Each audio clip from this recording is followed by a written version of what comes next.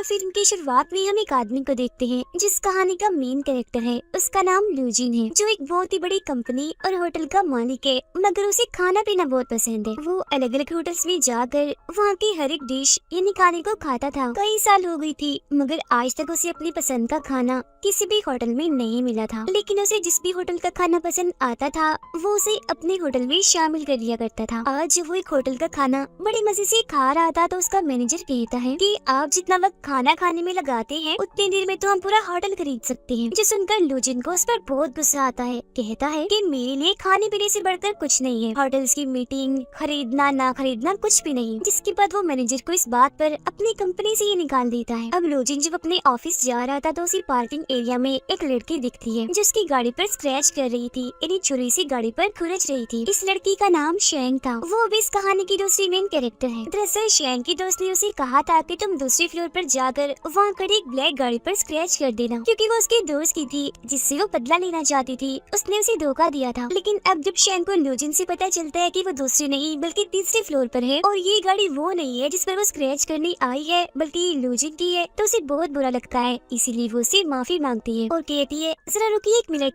मैं इसे ठीक कर सकती हूँ। अब वो स्क्रैचेस को तो ठीक नहीं करती, बल्कि और स्क्रैच करके वहाँ एक दिल बना देती है ताकि उसका मूड अच्छा हो जाए। मगर ये देखकर तो लूजिन को और गुस्सा आ जाता है, इसीलिए वो यहाँ से चला जाता है। शेंग अपने दोस्त और अपने डॉग के साथ किराए के घर पर रहती है। वो एक काफी बड़े होटल में शेफ थी, मतलब कि वहाँ खाने बनाया करती थी, मगर उसकी डिशेस उसके खाने किसी को भी पसंद नहीं थी, क्योंकि वो हमेशा पुराने और आम खाने ही बनाया करती थी। शेंग अपने होटल की मैनेजर को पसंद करती थी। मैनेजर भी उसे ऐसा दिखावा करता है जिसे वो भी उसे प्यार करता है। और आज जब शेंग उसे कहती है कि हमें अपनी बात को आगे ले चलना चाहिए, इन्हें शादी कर लेनी चाहिए, तो मैनेजर इसके लिए साफ साफ मना कर देता है और कहता है कि मुझे तुम जैसी सूखी कमजोर लड़कियां नहीं पसंद, मुझे अच्छी सेहत वाली लड़कियां पसंद हैं। तो सॉरी, मैं तुमसे शादी नहीं कर सकता। जो सुनकर शेंग का दिल एकदम टूट जाता है। इसके बाद लूजिन उसी होटल में आता है जहाँ की शेफ शेंग थी। अब होटल के वर्कर्स को पता था कि लूजिन एक बहुत ही बड़ी कंपनी और होटल का मालिक है, और अगर उसे यहाँ का माहौल और खाना पसंद आ गया तो वो इस होटल को भी अपने साथ शामिल कर लेगा। तो इसीलिए होटल के सारे वर्कर्स उसके आगे पीछे हो जाते हैं। लूजिन अपने एक साथी और वर्कर के साथ इस पूरे होटल को चेक करता है, जिसके बाद इस होटल का सीनियर शेफ लू को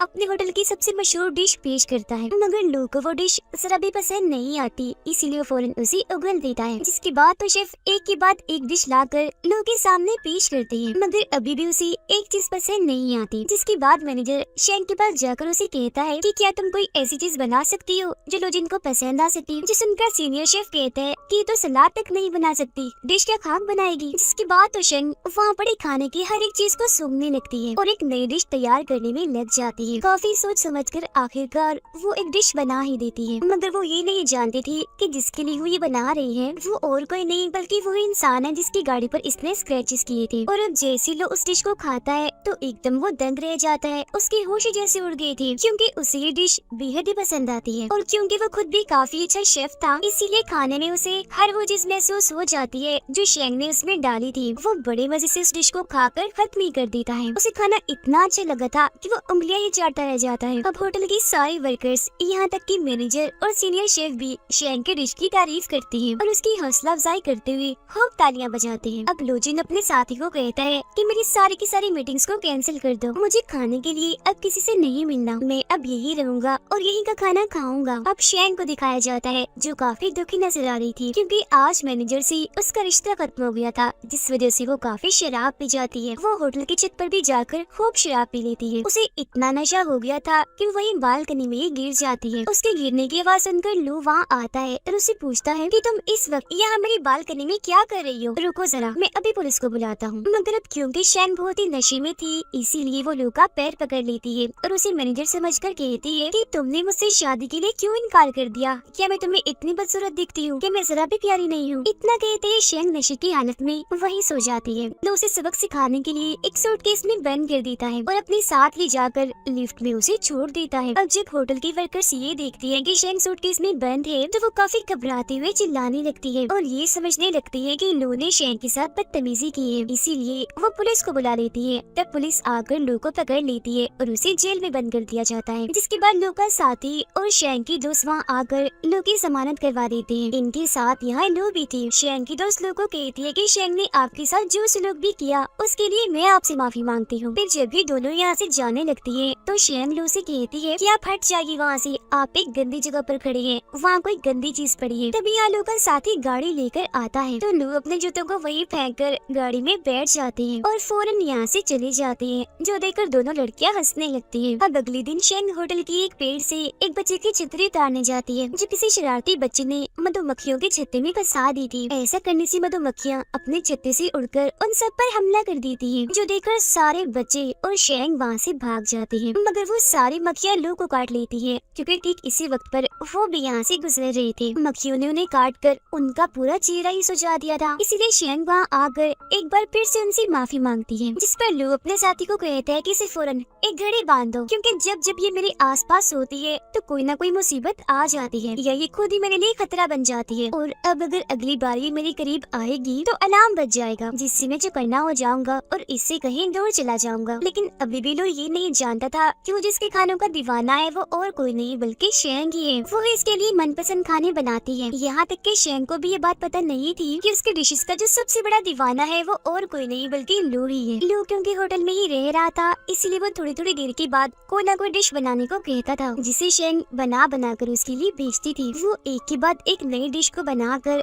बड़े ही अच्छे तरीके से लो के पास भिजवा दिया करती थी, जिन्हें लो बड़े मजे से बड़े चाव से खाया करती थी। अब इसी रात शेंग के पास होटल का मैनेजर आकर उसे कहता है कि अब मुझे मोटी सेहतमंद लड़कियां पसंद नहीं है, बल्कि तुम जैसे स्मार्ट पसंद है, क्योंकि अब मैं भी जिम जाने लगा हूँ। इसीलिए तुम ऐसा करो, आज रात मेरे साथ में ही घर चलो, जिसके बाद हम शादी कर लेंगे। उसकी बातें सुनकर शेंग को काफी गुस्सा आ गया था, इसीलिए उसे काफी बुरा भला कहकर गालियाँ भी देती है और वहाँ से भगा देती है। खुद भी फिर वो वहाँ से चली जाती है। फिर रात में जब वो अपने दोस्त के साथ घर पर थी तो उसे कहती है कि आजकल मैं होटल में बहुत मसरूफ रहने लगी हूँ, मुझे बहुत काम करना पड़ रहा है, क्योंकि मैं अपने होटल के नए मालिक के लिए अलग अलग डिशेस बनाती हूँ ताकि वो खुश हो जाए और मुझे अपने होटल का सीनियर शेफ बना दे। अगले दिन जब कुछ रिपोर्टर्स लोग का इंटरव्यू लेने आते हैं तो शेंग को पता चल जाता है कि अब तक वो जिसको परेशान करती आई है वो बहुत ही बड़ी कंपनी का मालिक है, और ये और कोई नहीं बल्कि वही है जिनके होटल को खरीदने वाला है, मतलब कि होटल का होने वाला मालिक, और यही मेरे खानों का दीवाना भी है। तो इसलिए आज के खाने में वो लोगों के लिए दिल खोल कर मिर्च मसाला डालती है, ताकि अब की बात वो उसके खाने को पसंद ना करे और ये उसे दूर चली जाए। मगर उसका ये प्लान काम नहीं करता, क्योंकि खाना खाते हुए लो की आंखों से पानी तो आता है तेज मिर्ची की वजह से, मगर उसे खाने का जायका बहुत अच्छा लग रहा था, इसीलिए वो रुकने का नाम ही नहीं ले रहा था, लगातार बस खाता ही जा रहा था। सबसे आखिर में शेंग लो के लिए अपनी तरफ से एक केक बनाकर भेजती है, जिसमें उसने हर वो चीज डाली थी जो लो को बेहद ही पसंद थी। तो जाहिर है ये केक भी उसे बहुत ही पसंद आता है। केक खाने के बाद तो वो इतना दीवाना हो जाता है कि उस शेफ से मिलने के लिए बेताब हो गया था, जो अब तक उसके लिए खाना बनाती आ रही है। मगर शेंग जब उनके सामने जाने से मना कर देती है तो लोग खुद किचन में आ जाते हैं उससे मिलने के लिए, मगर अभी शेंग उनके सामने नहीं आती बल्कि वहाँ से भाग जाती है, क्योंकि उसे डर था कि अगर उसने मुझे देख लिया तो वो मुझे काम से निकाल देगा। थोड़ी देर के बाद जब लोग वॉशरूम में थी तो वहाँ एक चम्मच आकर गिरता है, जिसे कोई वॉशरूम के अंदर से ही नीचे से हाथ डालकर दोबारा उठा लेता है, जो देखकर लोगों को लगता है कि जरूर यहाँ कोई चोर है, इसीलिए वो वॉशरूम के दरवाजे को लॉक करके वहीं छुप जाते हैं।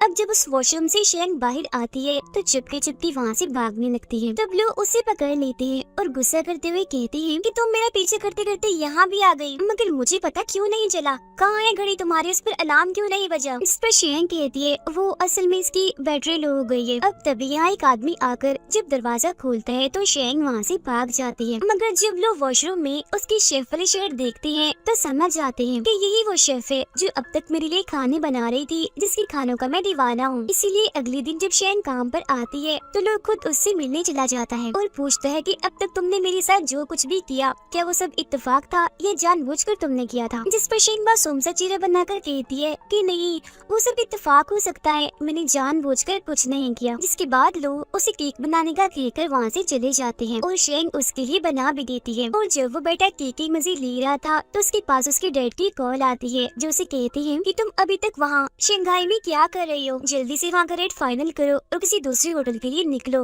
वहाँ पर मत बैठ जाओ। अपने डेट की ये बात सुनकर लू काफी उदास हो जाता है क्योंकि उसे सिर्फ शेंग के हाथ का ही खाना खाने में बहुत मजा आ रहा था। अगले दिन जब वो कॉल करके शेंग को खाना बनाने के लिए कहता है तो उसे पता चलता है कि आज शेंग नहीं आई, वो तो छुट्टी पर है। इसीलिए वो खाने पीने का सारा सामान लेकर शेंग के घर पहुँच जाता है। वो जब बेल बजाता है तो शेंग बाहर आती है जो उसे घर के अंदर ले जाती है। अंदर आकर वो ये देखकर काफी हैरान रह जाता है कि शेंग ने अपने घर का हाल बहुत ही बुरा बनाया हुआ है क्योंकि घर का सारा सामान इधर उधर बिखरा पड़ा है। उसे वहाँ शेंग का डॉग भी दिखता है। वो फिर खुद ही सोफे पर रखे कपड़े हटाकर बैठ जाता है। वो टेबल पर बहुत सारी किताबें रख लेता है ताकि खाना वो बड़े आराम से खा सके। लू ने आज शेंग को लॉबस्टर यानी समुद्री झींगा लाकर दिया था पकाने के लिए, जिसके बाद शेंग अपने पूरे दिल से डिश को तैयार करके लू को देती है और जैसे उसके साथ खाना खाने के लिए बैठती है तो लू कहता है, ओह सॉरी, वो दरअसल खाना मैं अकेला खाता हूँ, मुझे किसी के साथ बैठकर खाना खाने की आदत नहीं है, तो तुम ऐसा करो कहीं और जाकर खा लो। जो सुनकर शेंग को अजीब तो लगता है मगर वो फिर भी अपना खाना लेकर किचन में चली जाती है और पूछती है कि क्या तुम अपने घर वालों और दोस्तों के साथ मिलकर भी खाना नहीं खाते। जो सुनकर लू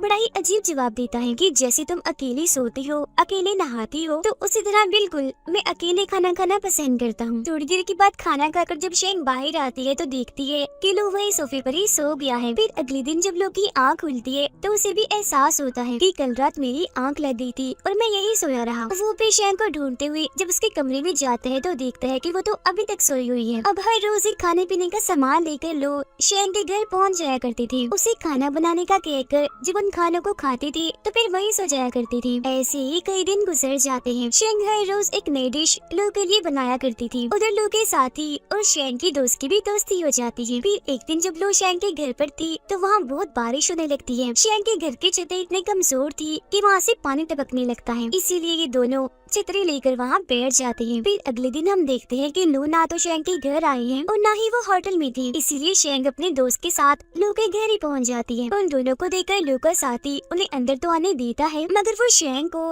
लू से मिलने से मना कर रहा था, इसीलिए वो जबरदस्ती भागकर खुद ही लू के पास आ जाती है। वो वहाँ एक लड़की को देखती है जो लू को खाना पेश कर रही थी। उसे देखकर वो लू से पूछती है कि ये कौन है जो मेरे होते हुए आपको खाना दे रही है, जिस पर लू उसे बताते हैं कि ये मेरे घर के शेफ हैं। वो शेफ भी फिर शेंग को बताती है कि मैं पिछले 7 सालों से इनके लिए खाना बनाती आ रही हूँ। अब लू भी शेंग को ये कहते हैं कि क्योंकि ये छुट्टी पर थी इसीलिए आया था मैं तुम्हारे पास खाना खाने। ये बात सुनकर शेंग को काफी बुरा भी लगता है, साथ ही उसे काफी गुस्सा भी आ रहा था, तो फौरन वहाँ से चली जाती है। फिर अगले दिन शेंग जब होटल में काम कर रही थी तो लू की शेफ वहाँ आकर उसे पूछती है कि तुम ये काम कब से कर रही हो, जिस पर शेंग बताती है कि मैं तो ये काम 5 साल से कर रही हूँ। वो शेफ कहती है फिर तो तुम अभी मेरे सामने छोटी ही हो, मतलब इतनी माहिर नहीं हो जितनी मैं हूँ, अनाड़ी कह सकते हैं। मगर क्योंकि लोगों को तुम्हारे हाथ का खाना भी पसंद है तो तुम्हें मेरे साथ काम करना चाहिए। हफ्ते में 5 दिन मैं और हफ्ते के आखिर में 2 दिन तुम उनके लिए खाना बनाओगी। वो शेंग को एक लिस्ट बनाकर देती है, यानी कि तुम्हें लोगों को क्या क्या खिलाना है। जिसके बाद वो यहाँ से चली जाती है मगर उसकी बातों से शेंग को इतना गुस्सा आ गया था कि वो उस लिस्ट को ही फाड़ देती है और फूट फूट कर रोने लगती है क्योंकि वो नहीं चाहती थी कि उसके अलावा और कोई लोगों के लिए खाना बनाए। अब अगले दिन जब शेंग होटल के किचन में थी तो तभी सीनियर शेफ वहाँ आकर सभी शेफ से कहती हैं कि बस अब तुम लोग खाना बनाना बंद कर दो क्योंकि लोग की कंपनी ने इस होटल को खरीद लिया है और उन्हें हमसे भी अच्छे और माहिर शेफ चाहिए, इसीलिए उन्होंने हम सबको इस होटल से निकाल दिया है। अब जब लोग वहाँ आते हैं तो शेंग गुस्से में वहाँ से चली जाती है और अपना सारा सामान इकट्ठा करने लगती है। तब जब लोग उसके पास जाता है तो शेंग उससे पूछती है कि क्या तुमने सबको होटल से निकाल दिया, जिस पर लोग कहता है कि हाँ, क्योंकि मैं इस होटल को काफी बड़ा और अच्छे लेवल का होटल बनाना चाहता हूँ, मगर हाँ तुम्हें तो मैं अपनी शेफ बनाना चाहता हूँ ताकि तुम मेरे साथ रहकर मेरे लिए खाने बनाया करो। जो सुनकर शेंग कहती है मगर मेरी भी एक शर्त है, तुम 2 शेफ के खाने एक साथ नहीं खा सकते, इसीलिए तुम्हें हम दोनों में से यानी उस शेफ और मुझ में से किसी एक को चुनना होगा। और अगर तुम्हें ये मंजूर नहीं तो क्या हम सब शेफ तुम्हारे इस बड़े लेवल वाले होटल में काम नहीं कर सकते? तुमने एक साथ ही सबको निकाल दिया, कोई जज्बात एहसास इंसानियत तुम्हारे अंदर है कि नहीं? आखिर तुम कैसे सबको निकाल सकते हो? ये कहते ही वो रोने लगती है। जो सुनकर लोग कहते हैं कि बस यही तो फर्क है,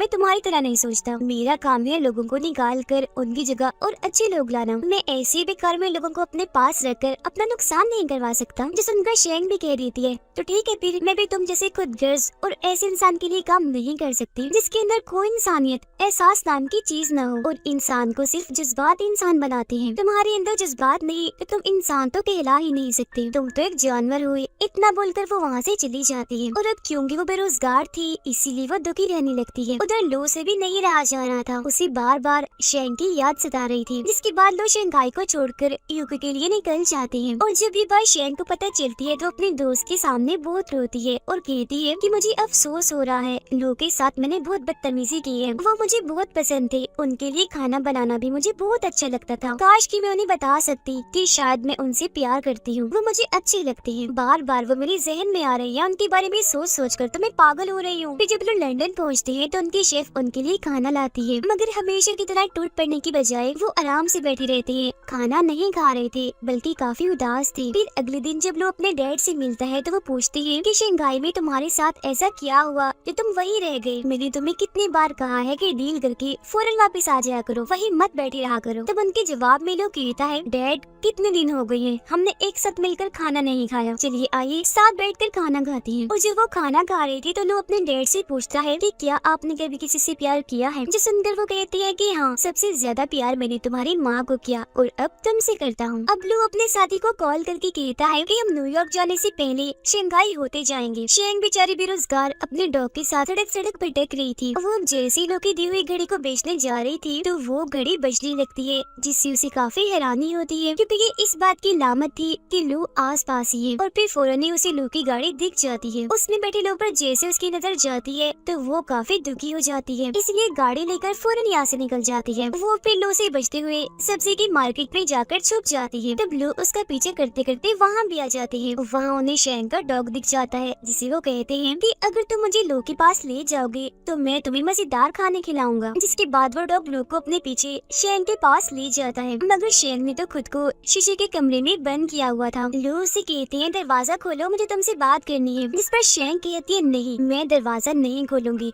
मुझे आपसे कोई बात नहीं करनी क्योंकि मैं आपसे नफरत करती हूँ। चली जाइए अब अपने उसी शेफ के पास, क्योंकि आज के बाद मैं आपके लिए कुछ बनाने वाली नहीं हूँ। जो सुनकर लो कहती है, तुम मेरे लिए सिर्फ एक शेफ ही नहीं बल्कि तुम बहुत ही खास हो, असल में तुम मुझे बहुत ही पसंद हो, इसलिए जल्दी करो, दरवाजा खोल दो। जो सुनकर शेंग शर्माने और हंसने लगती है, कहती है, नहीं, पहले तुम मुझे ये बताओ कि क्या मैं दुनिया की सबसे खूबसूरत लड़की हूँ? अगर आप बताएंगी तभी दरवाजा खोलूंगी मैं। इस पर लो भी कह देते हैं कि हाँ, तुम दुनिया की सबसे खूबसूरत लड़की हो। ये सुनकर शेंग को इतनी खुशी होती है कि वो झट से दरवाजा खोल देती है। अब लो उसे यहाँ से लेकर चले जाते हैं। वो उसे एक घर में लाई थी, जिसके बाद वो दोनों बालकनी में जाकर बैठ जाती हैं, क्योंकि ये लो की पसंदीदा जगह थी। दोनों यहाँ से डूबते हुए सूरज को देख रहे थे, क्योंकि ये नजारा देखना दोनों को ही काफी पसंद था। दोनों यहाँ बहुत खुश थे और अब यहाँ आकर वो अपने अपने प्यार का इजहार कर देते हैं, साथ ही एक दूसरे को लेकर जो उनके जज्बात हैं वो भी बता देते हैं। वो फैसला करते हैं कि क्योंकि हम प्यार करते हैं तो जल्द हम शादी कर लेंगे और हंसी खुशी एक साथ रहेंगे। जिसके बाद ये शानदार कहानी इधर ही खत्म हो जाती है।